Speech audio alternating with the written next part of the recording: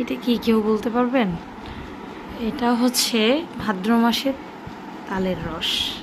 এটাকে আমি ভালো করে নিয়ে জাল করে এখন বক্স করেছি। পরবর্তীতে যখন পিঠা খেতে মন চাইবে তখন পিঠা বানিয়ে খাবো।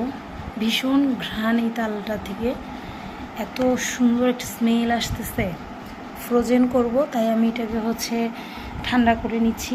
ঠান্ডা হলে তারপর আমি ডিপ ফ্রিজে রেখে দিব। এরপর যখন পিঠা বানিয়ে খেতে ইচ্ছে করবে তখন নামিয়ে খেয়ে নিব। কাল সারা রাতে তাল নিয়ে যুদ্ধ হয়েছে, ভীষণ কষ্ট হয়েছে তালের রস নিতে। খেতে ভালো লাগে কিন্তু তাল প্রসেসিং কষ্ট, একদম হাত ব্যথা হয়ে গেছে। আমার মতো কে কে আছেন তালের পিঠা পছন্দ করেন?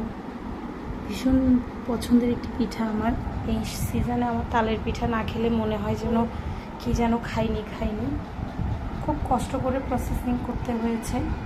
এখানে 2টা তালের রস, 2টা তালকে ছাড়িয়ে রস করে নিয়েছি। এখানে সম্পূর্ণ রসটাকে আমি ভালো করে চুলায় জাল করে তারপর বক্স করেছি।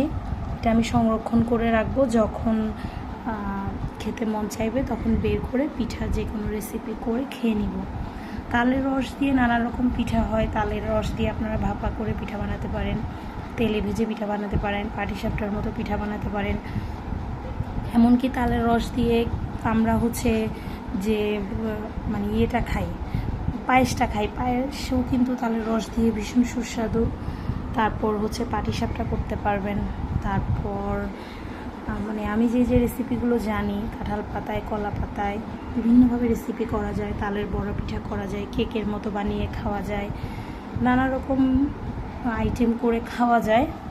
আমার কাছে তালের যে কোনো আইটেমই ভীষণ পছন্দ, খুবই ভালো লাগে। আপনাদের কার কেমন লাগে?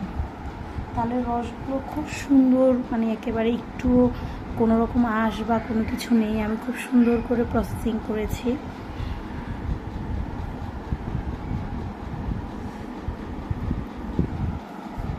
সিজনাল জিনিস এভাবে ফ্রোজেন করে রেখেই খেতে হয়, কারণ এখন তাল পাওয়া যাচ্ছে পাকা তাল, কিন্তু আর কিছুদিন পরে এই পাকা তাল আর পাওয়া যাবে না।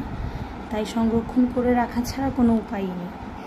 তালের রস আমি এভাবে সংরক্ষণ করি। আপনারা চাইলে তালের খোসা ছাড়িয়ে তারপর তালগুলোকে আমি একটা পাত্রে নিয়ে আমি এরপরে হালকা হালকা পানি দিয়ে তালগুলোকে ভালো করে কচলিয়ে নিয়েছি।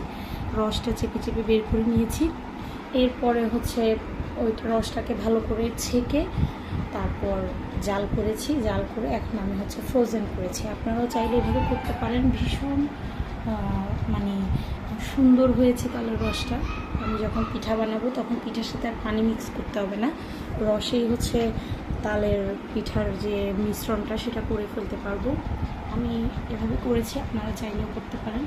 আসসালামু আলাইকুম, ভালো থাকবেন।